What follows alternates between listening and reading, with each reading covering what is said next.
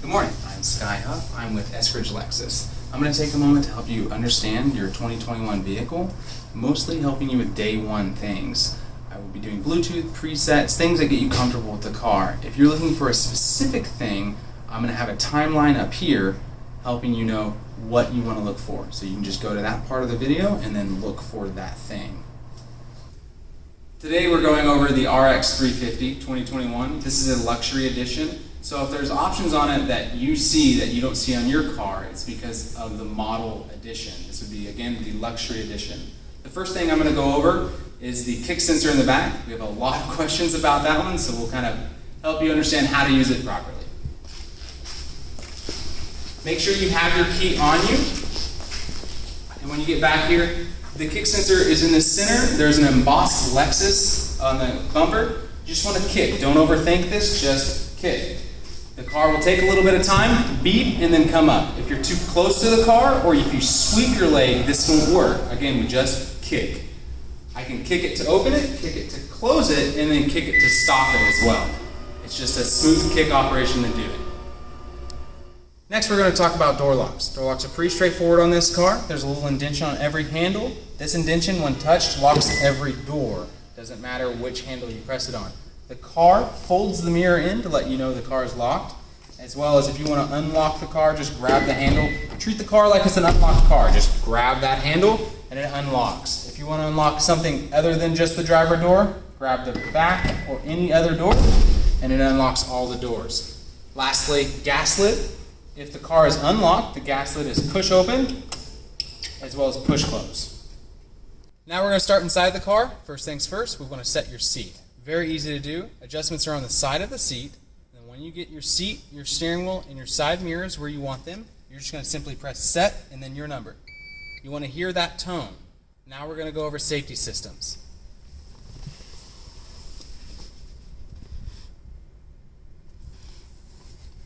First things first on safety systems is headlights. You want to leave that little tack on auto, and your headlights are full light sensitive. They take care of themselves. Next, we have the fog lights right next to it. And then we do have the intelligent high beams over here. The idea of the intelligent high beams is that you put your high beams on when you need them, and if you're going to blind another driver, it turns them off so you don't do so. After high beams, we have windshield wipers. Very easy for that. One click down puts them in auto. They are full rain sensing. They do everything from intermittent, low, high, everything. This little switch in the center is actually the sensitivity, not a setting for intermittent or anything like that. It's just a sensitivity to rain. From there, we're going to get into more of the more intricate safety systems. I'm going to press this button here. I'm going to go to the left once until I see the gear at the top. I'm going to go down until I see BSM. This is the orange light in your side mirrors. It tells you somebody's in your blind spot. If you see the light in the side mirror, don't make the lane change. There is somebody there. Here we're going to go to Park Assist. I'm going to press the U-turn button and go to PKSA. This is your Park Assist controls. This is the system in your car that tells you if you're going to run into an object at low speeds. For Lexus, low speeds is below 7 miles per hour. What happens is if you start getting close to an object, it starts to beep at you, kind of like sonar. The more beeps, the closer you are. A constant tone means you're too close. The car does have the ability to stop if you get way too close to an object and it thinks you're going to hit it, or let's say somebody walks behind your car. It's going to stop the car so you don't hit that person. So that's 2 down. Next one's cruise control. We have cruise control down here. The controls are turn on, set, resume. Again, it's turn on, set, resume. When it's on, you get to the speed you want, pull down, and it does that speed until you come upon a slower vehicle. When you come upon that slower vehicle, it slows down and paces them at their speed. This is called radar adaptive cruise control. If you want to follow at a closer distance, you press this button here. 3 bars is following at a long distance, 2 is medium, and 1 is short. These are not car links. Those distances change with your speed. Right next to it is lane trace assist, right there. What this system does is it tries to keep you in your lane. If you're starting to drift out of your lane, it tries to nudge you back into your lane. If you do break your lane, it vibrates your steering wheel to let you know, hey, you came out of your lane. Did you intentionally do this? I do want to talk a little bit about the controls over here. What we have over here is HUD, which means heads-up display. It is that screen that only the driver can see that's reflecting off the windshield. It shows you a variety of information speed limits, helps you with route guidance and navigating, so on and so forth. If you don't want to see it, you press this button one time, turns it off, again to turn it back on. If you want to adjust it, the fastest way is to turn it off and then back on, and it'll instantly ask you, do you want to adjust? Next to it is the rear hatch open and close. This fools a lot of people because they don't hold it. So you want to hold it for 2 seconds to open the rear hatch and then hold it for 2 seconds to close the rear hatch. Right below it is your panoramic 360 camera. It says view right next to it. You don't have to press this button if you don't want to. It should be in auto mode, so at any speed below 7 it just comes on.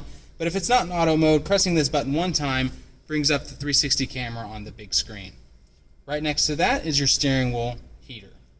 So we talked about these systems over here already. This controls this little screen. It's called the MID, or multi-information display. Left, right, up and down, and then this is the home button for it, and this takes you out of whatever system you just went into.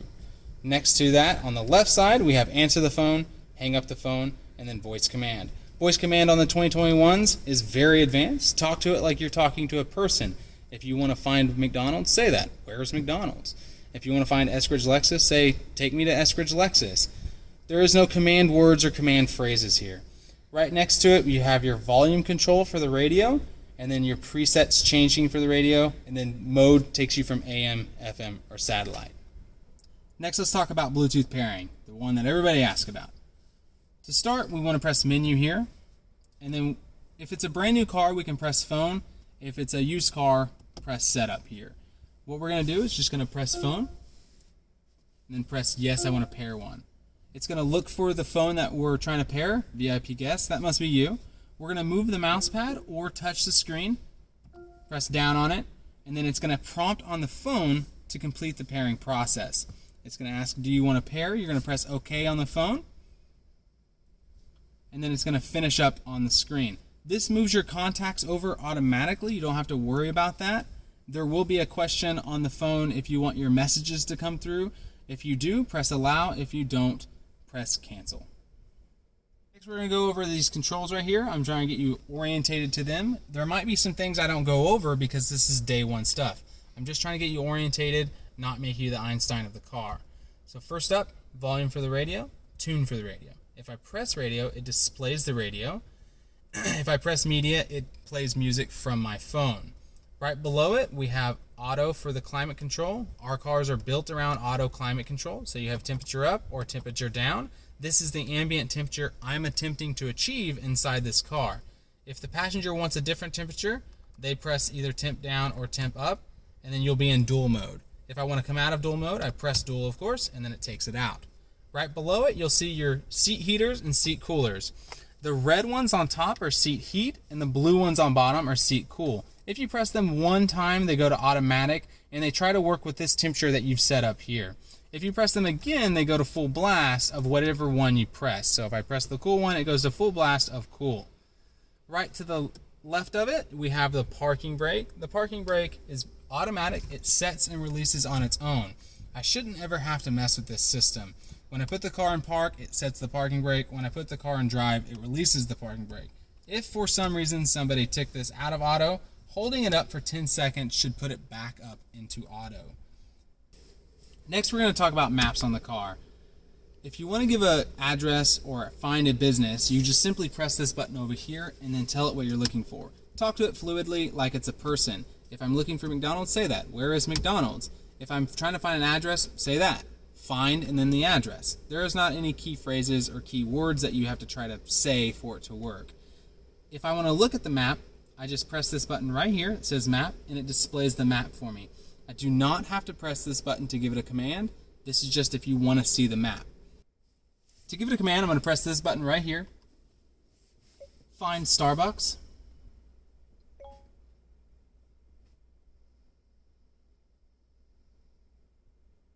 Showing results for Starbucks. I either say 1 through 4 or I press 1 through 4. They all do the same thing.